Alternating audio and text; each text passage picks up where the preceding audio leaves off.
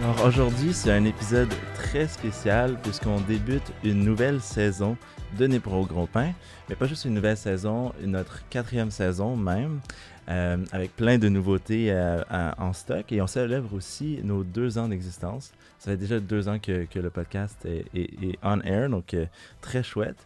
Pour ce 34e épisode, on reçoit Laurence Bédard de 20 Compass, la bijouterie en ligne qui fait fureur sur les réseaux sociaux. Donc, merci Laurence de te joindre à moi. Ben merci pour l'invitation. Félicitations pour votre nouvelle saison. Merci, c'est très gentil. Donc, justement, aujourd'hui, on présente un nouveau set. Pour ceux qui l'auraient remarqué, on a transformé énormément le set.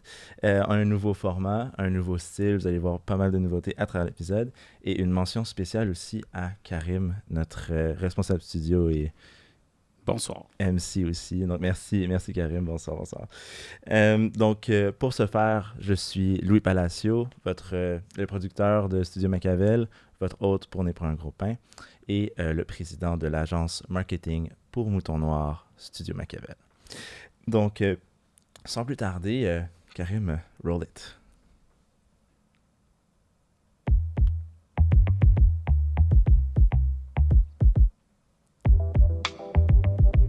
Cette saison, on rajoute plus de beats. Alors, j'aimerais savoir, pour commencer, quel type de pain es-tu, Laurence? Je dirais que je suis un pain multigrain, bio, super santé, parce que la santé, c'est vraiment important pour moi. OK. Être en santé, c'est donner le meilleur de moi-même aussi dans mon entreprise autant que dans la vie. Puis je me connais, c'est facile pour moi de partir dans une spirale puis de plus prendre soin de moi, juste travailler. Puis ça finit jamais bien. Je finis brûlée, je finis pas agréable non plus pour mes collègues de travail. Fait que non, la santé, pain multigrain. OK, ouais. Puis en plus, c'est ça, c'est le défi des entrepreneurs, tous les entrepreneurs, je pense. Pas trop rentrer dans le truc, puis garder des habitudes saines. C'est difficile, mais c'est important. Puis t'en manges aussi du pain multigrain, ou c'est un objectif, genre? Oui, okay. Oui, certain. Okay. De Charlevoix, d'ailleurs, mon préféré. Charlevoix, OK, ouais. Nice. Au bon pain. Ah oui, bon pain, ouais. Il est bon. En plus, Mimes Fruité, je pense qu'il y a parti un gros débat sur les pains. Là. Je sais pas si tu connais la page Instagram Mimes Fruité, mais en ce moment, c'est vraiment un gros débat, mais on le mettra dans la description pour les gens qui sont curieux de voir les rankings. J'ai dépassé. Ouais, exact. Donc déjà, on a une petite nouveauté. Première nouveauté, on aimerait en 45 secondes, pas minutes, j'ai dit minutes tantôt, mais c'est bien secondes, que tu nous présentes 20 Compass. Ouais. Donc on le garde au temps. Donc si tu peux nous présenter, la caméra est à toi. Oui, donc je suis la présidente et fondatrice de 20 Compass, une entreprise montréalaise. On propose des bijoux. Notre mission est de rehausser la beauté naturelle des femmes en offrant des bijoux intemporels en style et en qualité. Donc, on est en vente sur le web. On a une boutique physique à Laval qu'on vient d'ouvrir. On a notre showroom à Montréal aussi où on reçoit des clients. Puis, on est vendu dans plus de 50 détaillants au travers le Canada. Wow! En avance en plus. Excellent, hey! ça!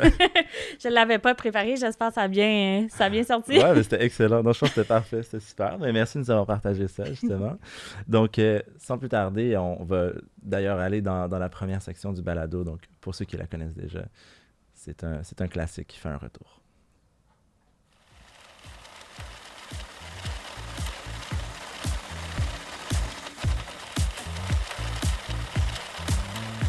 Comment tu gagnes ton pain? On est du pain à préparer les intros. Je vous laisse deviner qui sont les voix derrière ça.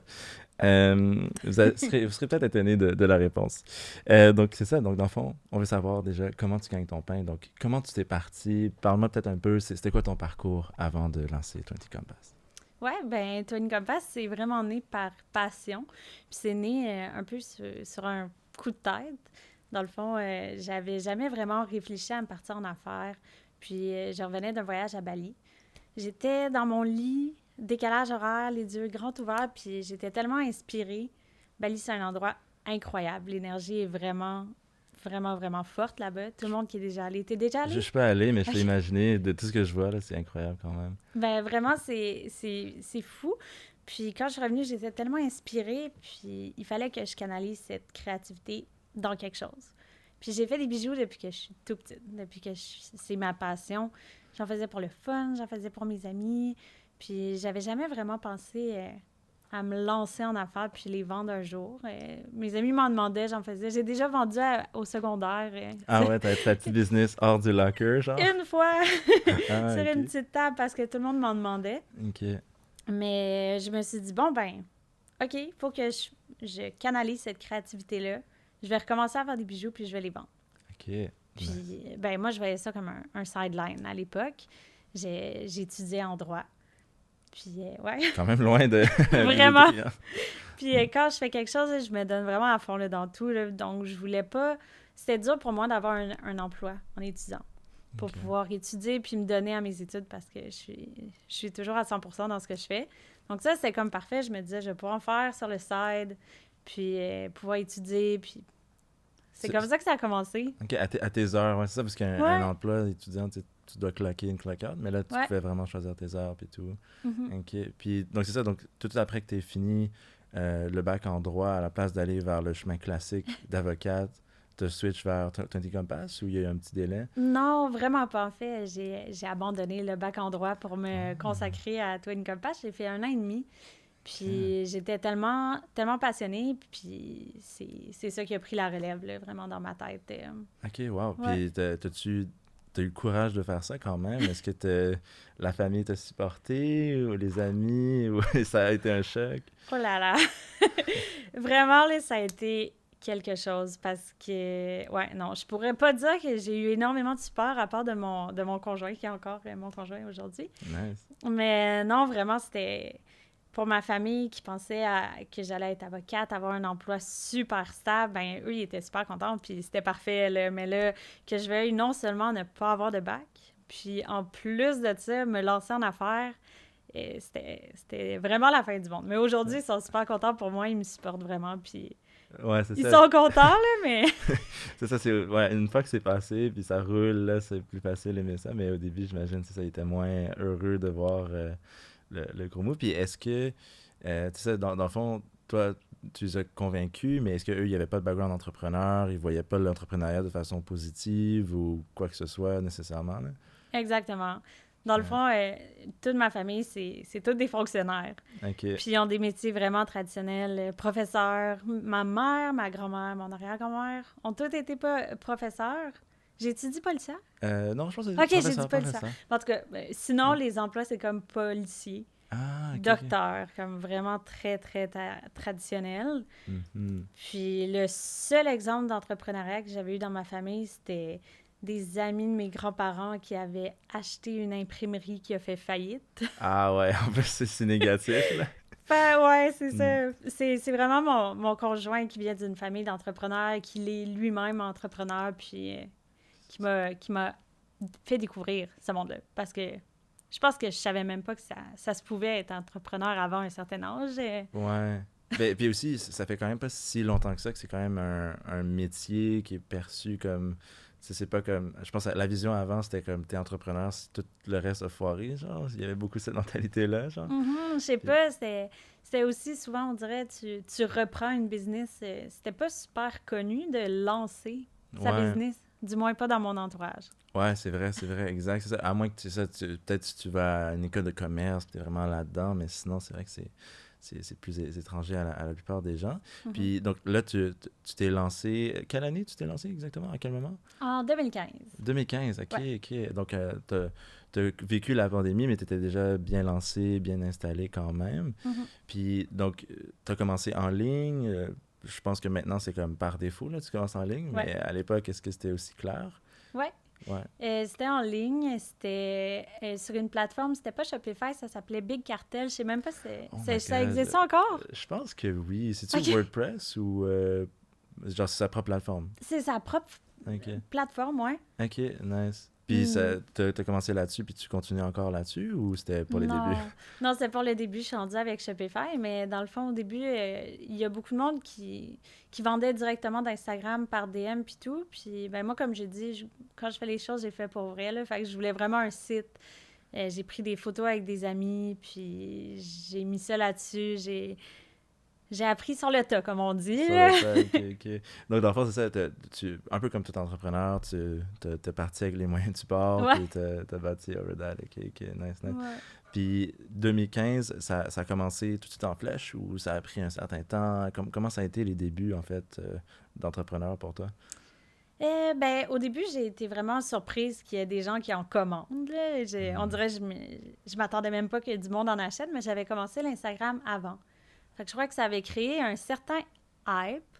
Ok. Puis, ouais, il y a eu quelques commandes, puis je pouvais en vivre en tant qu'étudiante, mais j'avais pas de dépenses, j'habitais chez ma mère.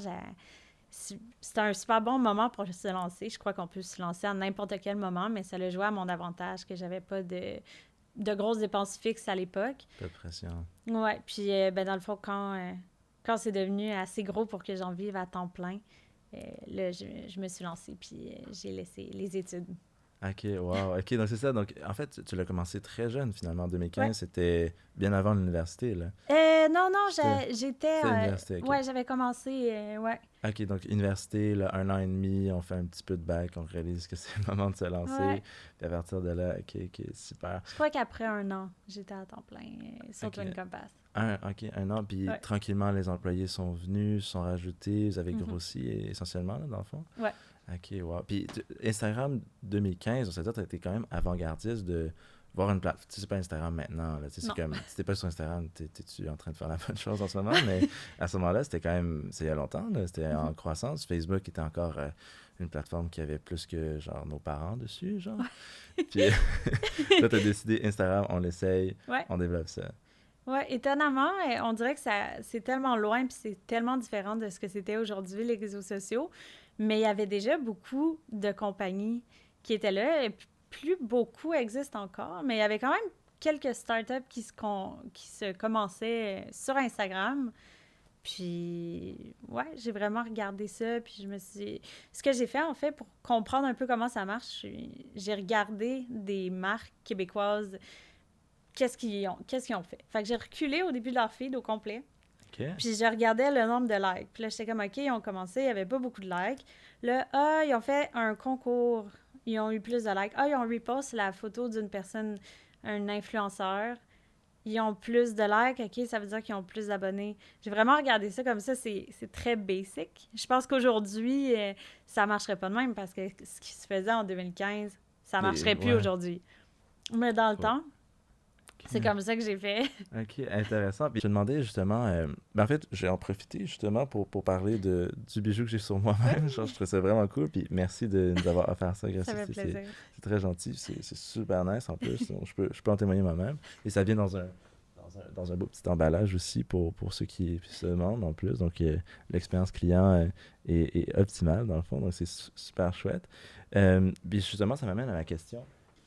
Quand vous avez commencé, est-ce que c'était une stratégie, par exemple, efficace de peut-être envoyer des produits à des influenceurs pour développer la marque? Ça a-tu aidé? Oui, Ouais. vraiment. Ben dans le fond, au début, c'est ça, j'avais aucun budget, là, vraiment, j'avais pas d'argent, donc il a fallu que j'y aille avec ce que je pouvais. Puis ouais, j'ai regardé les influenceurs que j'aimais suivre, moi, personnellement. Je leur envoyais un petit DM, puis je disais, allô, j'ai commencé ma marque de bijoux, est-ce que tu aimerais en avoir? Puis je demandais rien en retour, je faisais juste espérer que ça leur plaise, puis qu'ils en parlent, donc je les payais pas. Puis ça a marché. Il y en a qui Ok. postaient. Puis c'est drôle parce qu'encore aujourd'hui, ils publient encore, ils en portent encore. Fait que Ah, wow, c'est ok. super le fun de voir la relation qui évolue avec le temps. Ok, c'est intéressant. Donc, c'était juste le courage de juste leur envoyer, puis Ouais. au pire, ils disent non, right? Ouais. Au pire, ils disaient non, puis ils le faisaient pas, mais c'est super chouette qu'ils supportaient, puis qu'ils l'ont fait à ce niveau-là. Mhm. Puis, j'ai une question qui me trotte un peu. Selon toi, est-ce que on devient entrepreneur ou on est entrepreneur? Est-ce que tu penses que tu l'avais comme flamme en toi, puis Bali le fait ressortir? Ou tu penses que ça a vraiment été, t'as dû devenir, genre t'es passé de un à l'autre, selon toi? Honnêtement, je dirais que dans mon cas, je le suis devenue. Comme je te disais tantôt avant, je savais même pas que ça existait, que c'était une possibilité pour moi d'être entrepreneur.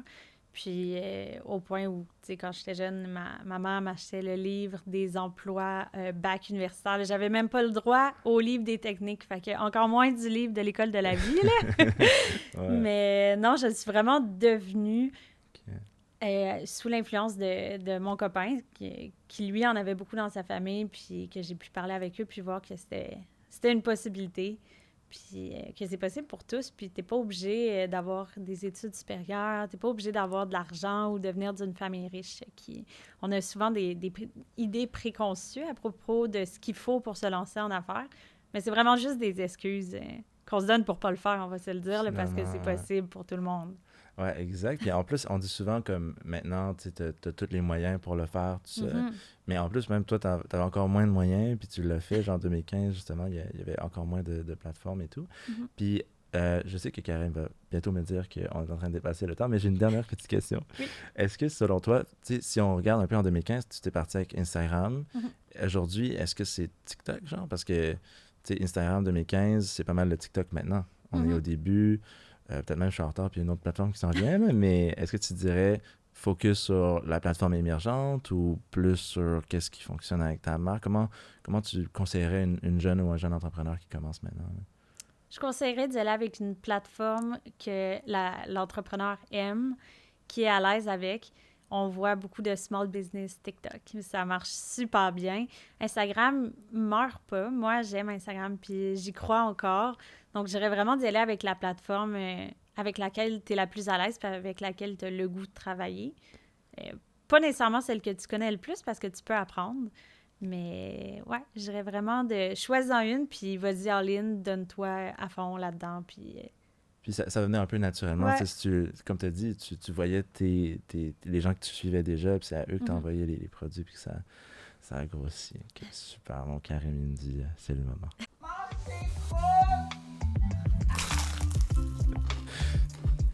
Tu manges des gros.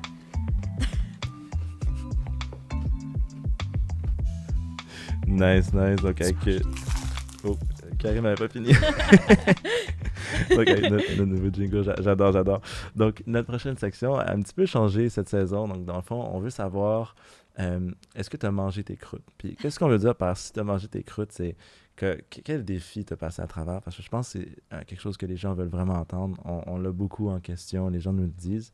Ils veulent savoir tu sais, les défis à travers lesquels tu es passé, peut-être des anecdotes. Mhm. Donc, déjà, j'aimerais savoir, est-ce que tu as des anecdotes qui ont marqué 20 Compass et qui ont développé 20 Compass là où c'est maintenant, là? Ouais. En fait, ouais, j'ai une idée en tête. C'est arrivé vraiment dans les débuts, puis c'est un peu en lien avec les influenceurs dont on parlait tout à l'heure. J'avais une influenceur que j'aimais énormément. Elle habitait dans l'Ouest canadien, puis elle avait accepté de recevoir des bijoux. Elle m'avait répondu, elle m'avait donné son adresse, j'étais dans tous mes états. Puis j'ai envoyé les bijoux, puis dans le temps, c'était vraiment pas ce que c'était. Aujourd'hui, là, je les faisais tout à la main avec des matériaux moins de qualité, on va se le dire. Pas le choix, ouais. Puis, elle m'a écrit, elle m'a dit qu'elle n'aimait pas la qualité en Oh, vrai. Elle a été super gentille, elle m'a dit honnêtement, comme je me vois pas porter ça, en parler à mon audience, je vais te les renvoyer. Moi, c'était la fin de ma vie. Quelqu'un que j'admirais vraiment beaucoup qui me dit ça. Donc, sur le coup, là, c'était comme, ouais, c'était la fin la fin de ma ouais, vie. Là, ouais. j'ai pleuré. Là, puis finalement, c'était pour le mieux parce que ça m'a vraiment poussé à réfléchir sur mes matériaux puis à me dire, OK, c'est vrai que c'est pas top. C'est vrai que c'est pas la top qualité. Il faudrait que je passe à autre chose.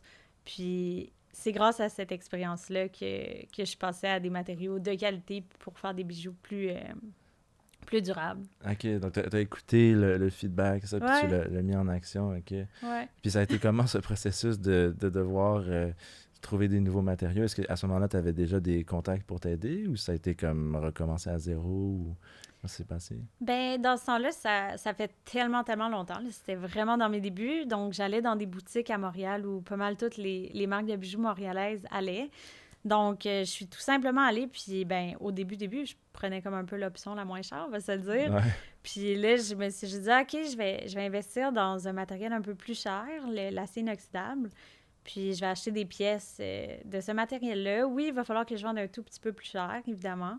Mais au moins, les gens vont en avoir pour leur argent. Puis, ouais. Puis ça a fonctionné, Ouais. t'as vu, au final, les gens ont bien répondu à ça, Ouais. ils ont vu la qualité, puis ça a bien fonctionné. Puis pour quelqu'un qui connaît moins le monde des Ouais. bijoux, donc t'achètes l'acier inoxydable, c'est trempé dans l'or, comment ça fonctionne, ou comment ça se crée un bijou, par curiosité? Ben, dans le fond, dans ce temps-là, je faisais des bracelets et colliers. Les bracelets, je les faisais avec des billes puis des petits fils, là, Ok, mais en acier inoxydable, le produit en question de mon anecdote, c'était un collier.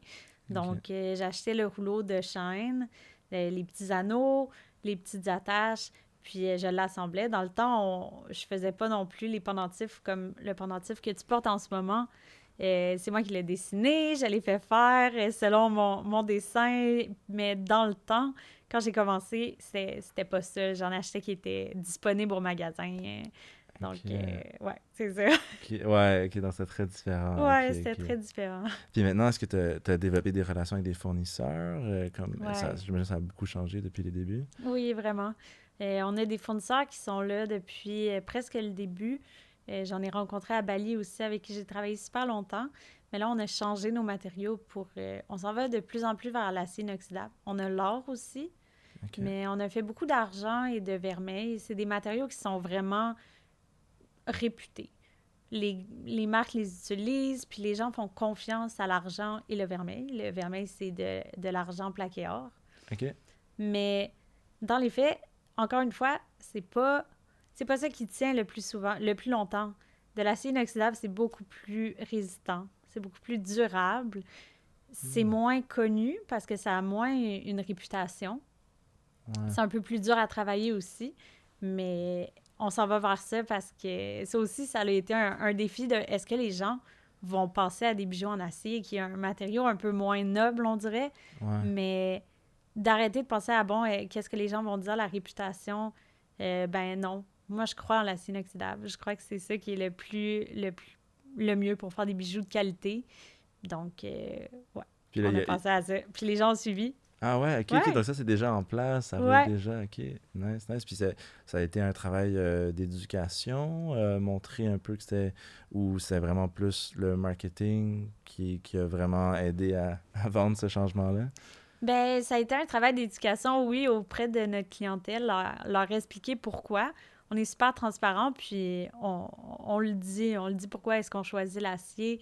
C'est plus dur, c'est moins malléable, c'est plus résistant, le plaquage tient beaucoup mieux. Ça a été vraiment une éducation à faire auprès des clients. Puis nos détaillants ont juste été plus contents parce que les acheteuses qui connaissent déjà les bijoux le savent que c'est de la meilleure qualité. Hmm. Donc ça fait une très belle transition. Hein. Ok, c'est intéressant. Puis l'idée aussi, je pense bon, en tout cas pour moi, c'est de garder le bijou le plus longtemps possible. Ouais, Tu sais, et aussi dans une perspective de développement durable. Tu ben veux oui. pas tout le temps être en train de switch, il se brise. J'imagine la plupart du temps, les gens le jettent ou tu sais, on repasse à en avoir un nouveau. Donc c'est important. Mhm. Puis du côté, vous faites ça, donc le vermeil aussi en plus, et lui continue et est une différente. Ah, c'est comme ça que vous faites les bijoux plus en or pour les rendre accessibles. Parce que j'imagine un bijou en or pur, ça doit être compliqué à faire ou très coûteux. Ben, un bijou en or pur, ça Hmm. n'existe pas. Dans le fond, Ah, petit cours de bijoux 101, là. ok. Les bijoux en or, ça marche par carat. Plus le carat est élevé, plus il y a de concentration d'or dans le bijou. Donc, il y a l'or 10 carats, 14 carats. Nous, c'est ce qu'on utilise. Il y a l'or, Ok. bon, 18, 24 carats, qui est connu aussi. Mais plus le pourcentage est élevé en or, plus le bijou est malléable. Donc, un bijou en or 24 carats, ça va être très mou, ça va pas être durable non plus. Les gens vont aimer ça, qu'il y ait beaucoup de carats, mais c'est pas ce qui est le plus pratique. Donc, nous, on y va dans le 10. Dans le 14 carats, ça reste accessible, tout en restant de l'or, mais ça dure pour toujours. Donc, Ah, ok, c'est chouette. Ça m'amène une petite question aussi. j'imagine que votre public est plus féminin, qui Ouais. achète plus de bijoux. Mais vous tu vois, savez il y a de autant- plus en plus de gars, hein? Ah ouais, qu'en mettre? Ouais. Ouais. Ben, tu m'as vu en rentrant déjà, Ouais. j'en ai un petit peu, Ouais. j'aime bien. Surtout le côté art, là, justement. Oui. Puis tu m'apprends quelque chose, sûrement à beaucoup de gens aussi, là, sur l'art pearl, c'est comme un peu dans le champ, mais c'est intéressant. Ouais, OK, mais aussi, c'est ça, vous avez autant des produits unisexes aussi pour les hommes aussi. Mhm. Est-ce que tu vois une tendance? C'est ça, tu disais, les hommes de plus en plus le mettent. Est-ce que les chiffres supportent ça aussi? Oui, vraiment. Puis Ok. on a été super surpris. On a lancé la collection Hommes l'année dernière. Non, excuse-moi. Cette année. Cette année? Ça Ok. passe vite, mais ça passe lentement là, Hmm. avec les dates des shoots. Mais ouais, on l'a lancé au printemps. OK. Puis ça se vend super, super bien. On avait de la demande. Les hommes sont pas vraiment gênés de porter un bijou, mais d'aller le commander sur un site féminin, peut-être un peu plus.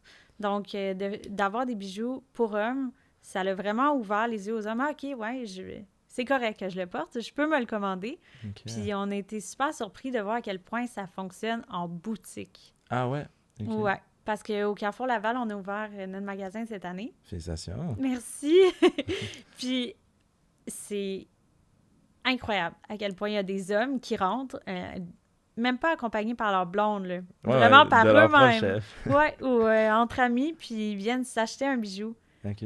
Moi, je vois vraiment la tendance, puis oui, les chiffres le supportent. Fait que c'est OK. super. Wow. Ben oui, c'est vraiment cool à entendre ça. Puis, ça m'amène une petite question sur le marketing. Est-ce que vous avez fait comme des efforts pour justement aller rejoindre ces hommes-là? Puis, comment vous faites en fait, vous jugez de pas aliéner non plus votre public féminin et rajouter la ligne homme? Comment vous consolidez ces deux aspects-là qui pourraient peut-être jouer un contre l'autre? Ouais, je comprends ce que tu veux dire. Avant, il y fut un temps, il y a quelques années, où j'avais fait un deuxième Instagram, Twin OK. Compass Men. Hmm. Mais là, c'était comme un peu diluer le message, puis les efforts aussi, parce que gérer un compte, c'est déjà beaucoup. En gérer deux, c'est pire. Ouais, j'imagine. Donc, on a mis vraiment les deux sur le même compte. On partage plus de contenu féminin. Mais sur le site web, c'est quand même bien dirigé, là, hommes, femmes, puis C'est facile à se retrouver. c'est quand même facile à se retrouver. Ouais. OK. Donc, mais vous avez quand même sur Instagram posté, par exemple, une photo plus avec des mannequins masculins, des fois, pour Mhm. laisser savoir que vous avez ça aussi. OK. Ouais, vraiment. Puis quand les hommes nous taguent aussi, on va repost. On aime ça. Il n'y en a pas beaucoup, mais Ouais. quand ils nous taguent, on est super contents. OK, nice.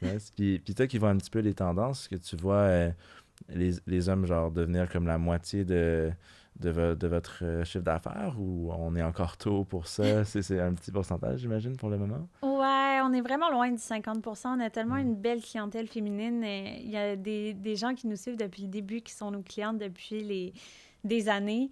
Donc, je pense pas qu'un jour, la clientèle masculine va accoter la clientèle féminine, du moins pour nous, pas dans le monde du bijou en général. Je suis sûre que ça va prendre beaucoup de parts de marché, mais pour nous, on continue de mettre le focus sur les femmes quand même. OK, nice. Donc, il n'y a pas de plan nécessairement de ramener 20 Compass Men dans le futur? Ou... Non, Pas ça nécessairement. c'est enterré. Là, OK. il y a de la place pour les hommes dans Twin Compass. OK, nice. Donc, pas de spin-off non plus. Est-ce que tu avais déjà pensé à faire des spin-offs, genre une marque, même que ce soit pas nécessairement pour les hommes, mais pour d'autres produits ou d'autres trucs? Est-ce que ça te parle, ça, être... finalement, ça revient à être un peu entrepreneur en série aussi? Ou tu préfères concentrer tes efforts sur croître vraiment 20 Compass puis pas diviser les choses?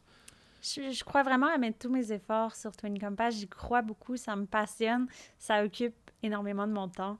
Je me vois pas vraiment vouloir délaisser cette entreprise-là pour donner de l'énergie à une autre. On a quand même Compass Luxe, qui est une sous-marque, la marque en or OK. dont on parlait un peu de l'or tantôt. Donc ça, c'est un peu une petite famille dans notre marque, mais j'irais pas dans quelque chose qui n'est pas du tout Twin Compass, là, une autre entité totalement. Je suis... Tu le concentres sur ton bébé, puis le développer. OK, nice. Pour le moment, oui, en tout cas. Nice. Puis, une des questions que je voulais te poser dans cette section, c'est est-ce que, tu m'as parlé justement de cette anecdote-là, est-ce qu'il y a eu d'autres défis? Est-ce que ça a toujours été smooth sailing? Est-ce que tu as déjà eu chaud? Genre, ouais. Ouf, oui. C'est vraiment pas c'est vraiment pas smooth sailing. En tout cas, je pense pas que c'est comme ça pour aucun entrepreneur. C'est beaucoup de hauts puis c'est beaucoup de bas. Mais c'est sûr que quand il y a eu la pandémie, ça l'a pris tout le monde par surprise. On était en déménagement. Oh, wow. Pendant la pandémie, on n'avait même pas le droit d'être deux dans la même pièce. C'était comme vraiment intense. Puis nous, on déménageait là, ce jour-là. On avait peur de se faire prendre avec le camion de déménagement, en tout cas, l'enfer. Ah ouais, donc en mars 2020, là. Oui. C'était en mars, notre déménagement, on prenait le nouveau local le 1er avril. Wow. Puis on doublait de superficie. On doublait donc de loyer. Fait que tout ça qui arrive en pleine pandémie, c'était très, très stressant. On savait pas qu'est-ce qui allait se passer avec le marché. Est-ce que la business est-ce que les gens vont s'acheter des bijoux si on est en pandémie? C'est vrai, je pense que le réflexe, c'était de penser justement au pire, puis penser que les gens allaient pas dépenser. Il y a des industries aussi qui, eux, ont eu le réflexe de penser, je pense au domaine automobile, qui ont tout diminué leur production, puis qui ont causé, ils ne savaient pas, là, mais il y a une énorme crise maintenant. Là, ils s'est acheté une voiture usagée ou même neuve, tu ne vas pas passer un bon moment. Mais vous avez pas nécessairement réduit, vous êtes resté, vous êtes resté fort, vous avez resté avec des ambitions positives, là, dans le fond, pour les... Ouais, vraiment. Ben, c'est fou à quel point le Québec a supporté les petites entreprises dans ce temps-là. On a eu tellement de commandes, tellement de beaux messages, tellement une belle dose d'amour. Là, évidemment, c'était les filles qui font les bijoux, les faisaient chez elles. Moi, je passais, puis j'allais récolter les petits sacs sur le devant de porte pour ramener ça au bureau. Puis moi, je faisais les commandes avec mon chum. Puis, ouais, c'était vraiment, vraiment intense. Mais on était tellement reconnaissants que les gens continuent d'acheter puis nous encourager dans ces périodes difficiles-là que on pouvait pas se plaindre de trop travailler. Là, on était tellement reconnaissants de travailler. Ouais, déjà. Ouais. OK, ça, c'est chouette. Donc, c'est ça, le mouvement vers l'achat local, vous en avez bénéficié aussi, puis ça vous a gardé à float. OK, ouais.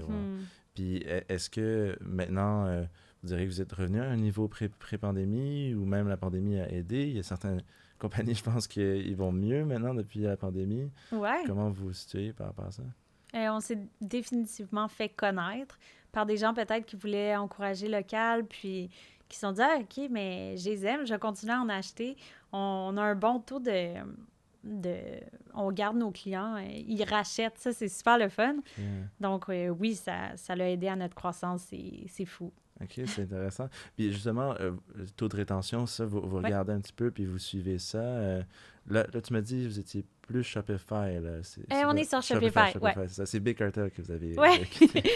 OK. Puis Shopify permet de suivre ça, ou vous aide avec ça, ou c'est vraiment des outils complètement différents que vous devez utiliser dans votre day-to-day pour regarder ce genre de métriques-là qui doivent être très importantes, j'imagine? Oui, vraiment. Shopify, entre autres, puis aussi Google Analytics, qu'on utilise pour analyser les données. OK, wow. Et c'est toi qui s'occupe de ça ou c'est comme dans l'équipe? Ouais. Non, c'est pas moi. OK, toi, t'es plus l'aspect créatif. Là, exact. Okay. Je dirige aussi, mais ce que j'aime le plus, c'est la création. Qui est le plus intéressant. C'est super, ça. Puis, est-ce que tu dirais qu'il y a des événements positifs qui ont eu un impact énorme sur Twin Compass? On a parlé des défis, des trucs moins le fun, mais y a-t-il des choses qu'on fait bien en affaires au Québec ou peu importe, qu'il y ait des événements marquants qui ont eu un impact positif? Oui, des événements marquants. Cette année, j'ai commencé un programme d'accélérateur business. OK. Ça, c'est organisé par la Grab Mode de Montréal. C'est le programme Codev. OK. Pour les gens qui sont moins connaissants, c'est quoi la Grab Mode? C'est une organisation à Montréal qui aide les entreprises dans le domaine de la mode. OK. Donc, en faisant partie de ça, on a des outils pour toute l'année pour la croissance d'entreprise. Puis, on a rencontré notre mentor qui est M. Jean-Christophe Bédos. c'est le PDG de Burks. Oh, wow! Donc ça, c'est super. C'est une Wow. rencontre vraiment super qu'on a fait cette année. Puis on est très reconnaissant d'être mentoré par cet homme d'expérience. Ouais, ben félicitations, c'est chouette. Merci. Puis c'est un programme d'un certain temps avec des rencontres régulières? Ouais, Ok. c'est pendant 1 an. Ah, ok, ouais, pendant Ouais, un on an. est en Ok. plein dedans. Ah, c'est super, c'est super. Ben, je peux relate un petit peu. Ben, c'est pas par contre le fondateur de Burks, mais à notre stade, on a la chance d'être mentoré nous aussi par Ok. Taina Di Napoli, qui OK. est la fondatrice de l'entreprise Di Napoli OK. et de Caffeine Pusher aussi. En fait, le café qu'on boit a été même fait dans une machine Ah! qu'elle vend justement. Wow! Puis, dans le cadre de notre financement avec Futurpreneur et BDC, je ne sais pas si ça existait à ce moment-là, mais il y a un prêt que beaucoup d'entrepreneurs peuvent prendre, qui OK. est un 40 000 de la BDC et un 20 000 de Futurpreneur, qui est un organisme qui aide. Et une des étapes finales dans l'obtention du financement, c'est le mentorat. Ah, Donc, wow! on va avoir le mentorat pendant un certain temps avec Taina, donc je peux relate un petit peu. Nice! C'est cool. Mais moi, j'ai pas encore. Toi, tu as commencé déjà avec les Ouais, rencontres avec. Ok, super. Puis comment ça se passe? C'est le fun? Tu vois une ouais, différence? vraiment. C'est vraiment le fun d'avoir un point de vue extérieur d'une personne aussi expérimentée. Puis, ouais, il est super généreux de son temps et de ses conseils. Donc, c'est super Ouais. le fun. Puis, c'est très bénéfique. Je crois que. Ouais, alors c'est ça, tu peux vraiment lui poser les questions, mettre ça en action rapidement, Mhm. j'imagine, ce qui est intéressant. Ouais. Puis est-ce il y a des choses que tu aurais, des illuminations que tu as eues à force de travailler avec lui, des choses que vous voyez majeures que vous allez changer dans l'entreprise ou améliorer, ou vous y allez un petit peu plus par petits incréments? Ben, je sais pas parce que ça vient de commencer, ça fait pas super longtemps. Mhm. Mais non, je crois pas qu'on va faire des changements majeurs, mais juste nous aider à repenser un peu, puis un peu s'interroger sur ce qu'on fait, euh, pourquoi on le fait, puis laisser transparaître ça Et ouais, non, dans je vois un nos petit peu. actions quotidiennes, disons. Ok, c'est super intéressant. Puis je pense que on me dit à l'oreillette que mon temps est terminé pour cette section.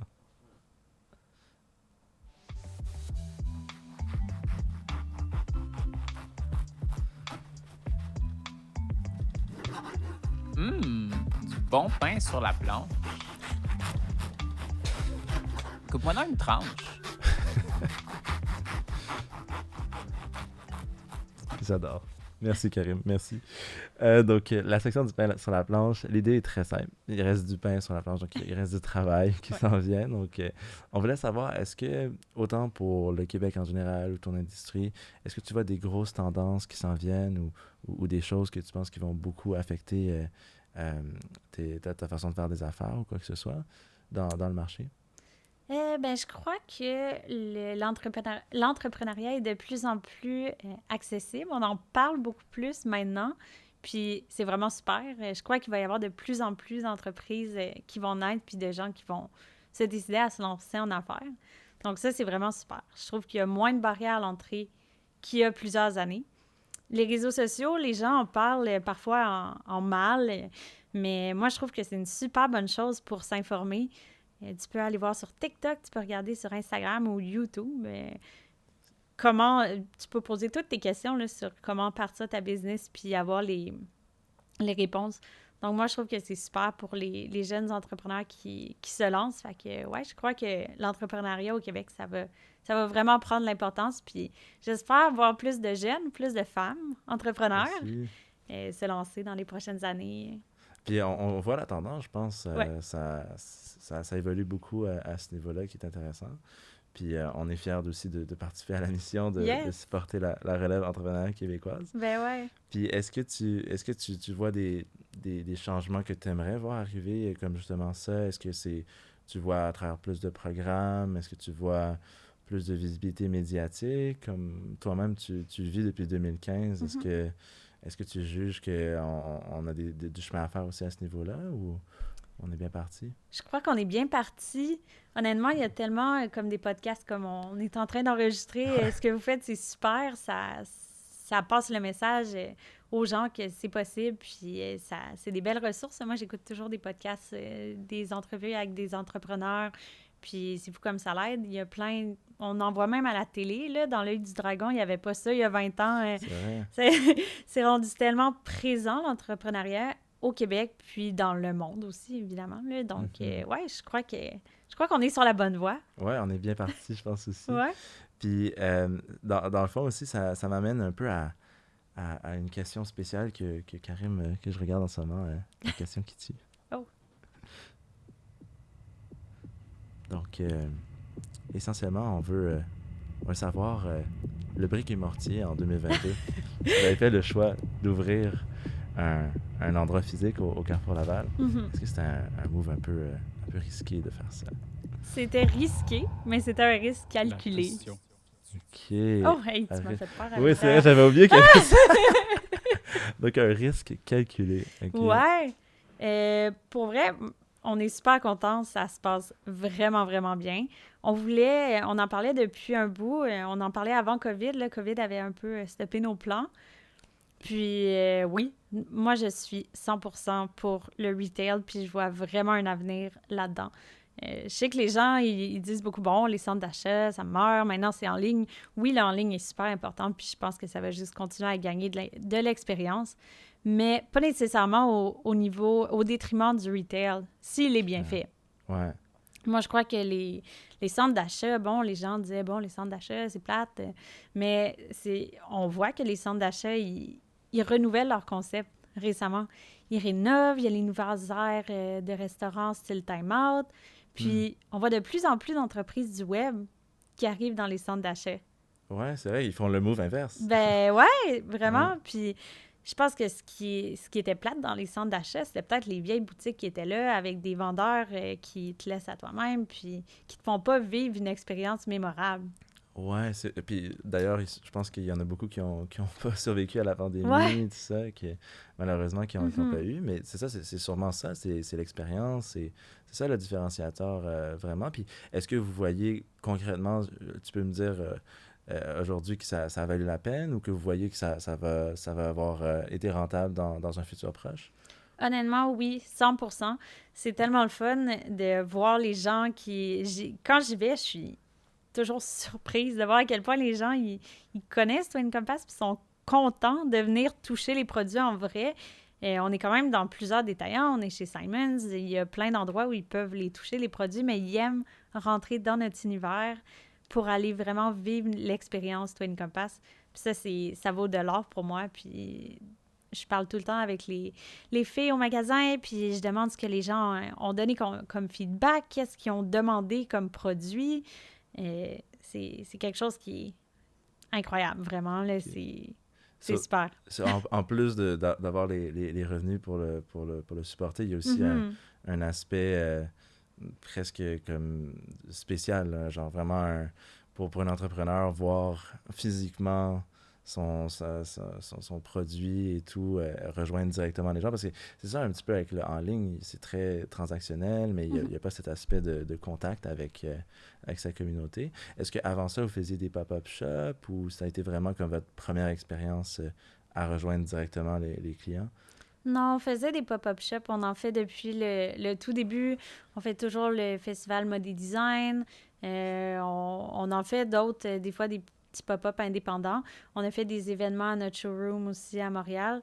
Puis c'est fou de voir que les gens se déplacent pour nous. C'est vraiment...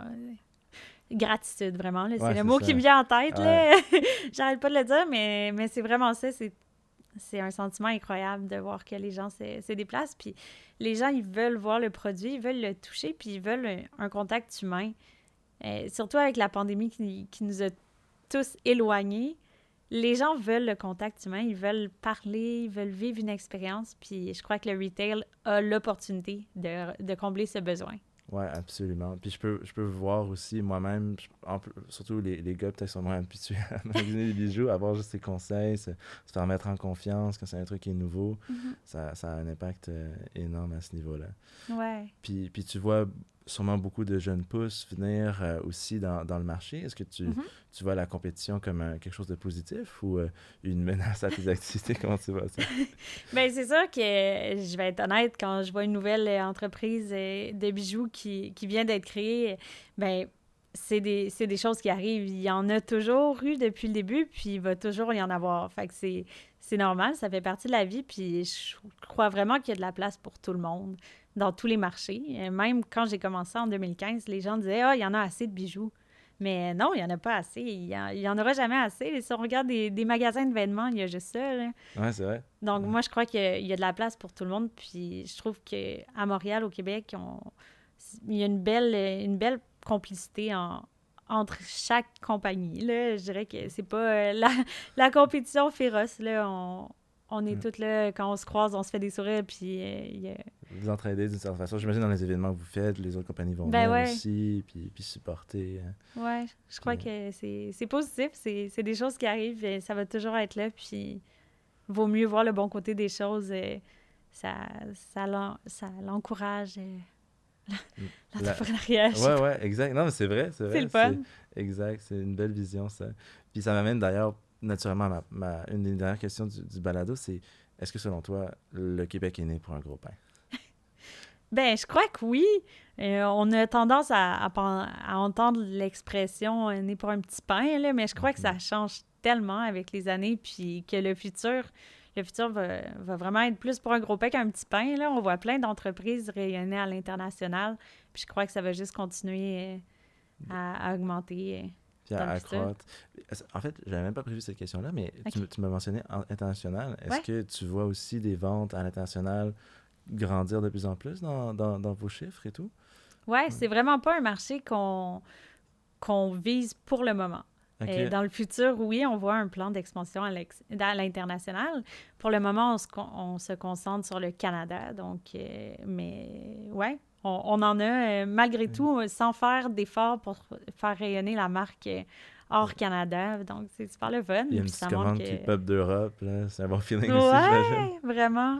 OK, Ouais. ça c'est super intéressant. Puis peut-être pour aussi l'auditoire, je sais pas si tu lis un peu ou tu es plus TED Talk. Est-ce qu'il y a des ressources que tu aimerais partager qui t'ont beaucoup aidé dans la croissance de ton entreprise? Ouais, je suis contente que tu poses cette question-là parce que j'aime tellement ça, lire puis m'informer sur l'entrepreneuriat.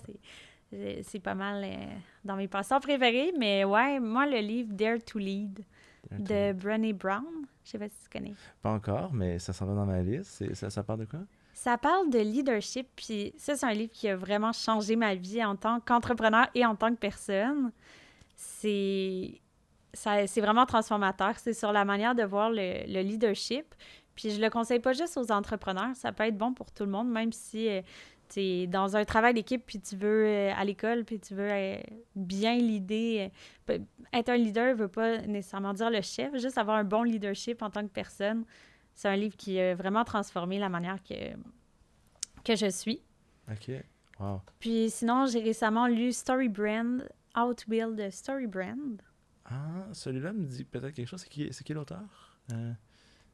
How to Build a Story Brand. Ça me dit de quoi? Mais j'imagine on va l'ajouter dans la description pour les gens qui veulent le retrouver. Ouais. Puis c'est quoi ça parle, j'imagine, de storytelling, de rajouter une histoire autour de la marque, c'est ça?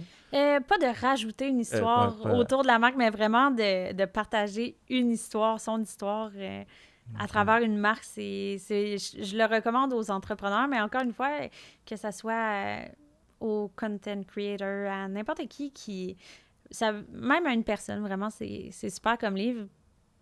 Ouais, j'ai vraiment... Ça l'a beaucoup fait évoluer les discussions au sein de l'entreprise.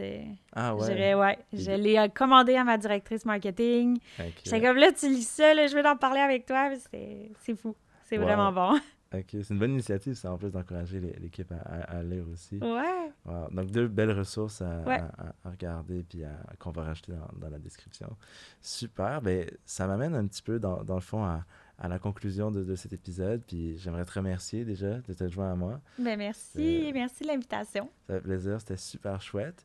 On aura toutes les informations dans la description aussi pour les gens qui veulent te retrouver sur les différents réseaux sociaux. Et étant moi-même un fidèle... membre de la communauté de 20 Compass maintenant, je peux attester que vraiment, c'est vraiment chouette. Puis vous allez me voir le porter plus souvent à partir de maintenant. Là, ça va être cool. Nice! Merci beaucoup. Puis c'est encore une fois, merci d'être venu. Ben, un gros merci pour l'invitation. C'était super le fun. Ça fait plaisir. Merci à toi. Merci d'avoir été des nôtres pour un autre épisode du balado Né pour un gros pain. Comme vous le savez, cet épisode est enregistré au studio Machiavel. Si tu n'as pas peur de déranger ou de défier le statu quo, visite machiavel.com pour voir comment, à travers le marketing vidéo, on peut t'aider à réaliser tes ambitions. Pour nous, on se revoit au prochain épisode. Au revoir.